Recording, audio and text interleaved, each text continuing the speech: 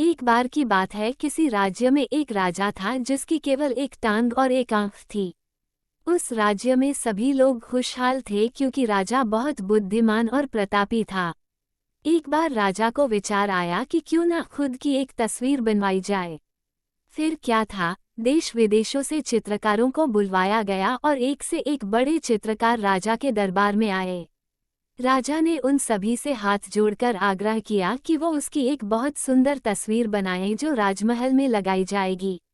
सारे चित्रकार सोचने लगे कि राजा तो पहले से ही विकलांग है, फिर उसकी तस्वीर को बहुत सुंदर कैसे बनाया जा सकता है, ये तो संभव ही नहीं है, और अगर तस्वीर सुंदर नहीं बनी तो राजा गुस्सा होकर दंड देगा।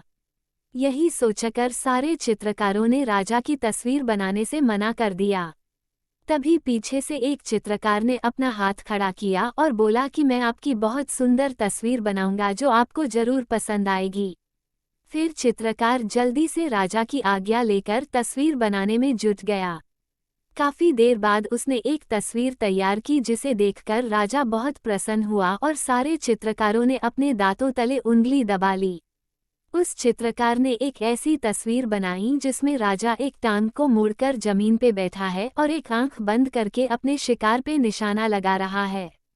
राजा ये देखकर बहुत प्रसन्न हुआ कि उस चित्रकार ने राजा की कमजोरियों को छिपाकर कितनी चतुराई से एक सुंदर तस्वीर बनाई है। राजा ने उसे खूब इनाम दिया। तो दोस्तों, क्यों ना हम भी दूसरों की कमियों को छुपाएं, उन्हें नज़रअंदाज करें और उनकी अच्छाइयों पर ध्यान दें। आजकल देखा जाता है कि लोग एक दूसरे की कमियां बहुत जल्दी ढूंढ लेते हैं, चाहे हमारे अंदर खुद में कितनी भी बुराइयां क्यों ना हो, लेकिन हम हमेशा दूसरों की बुराइयों पर ही ध्यान देते हैं कि ये आदमी ऐसा है, वो वैसा है। सोचिए, अगर हम भी उस चित्रकार की तरह दूसरों की कमियों पर पर्दा डालें, उन्हें नज़रअंदाज करें, तो धीरे धीरे सारी दुनिया से बुराइयां ही खत्म हो जाएंगी और रह जाएंगी सिर्फ अच्छाइयां।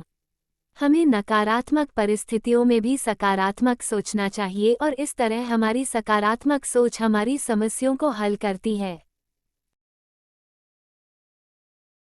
धन्यवाद।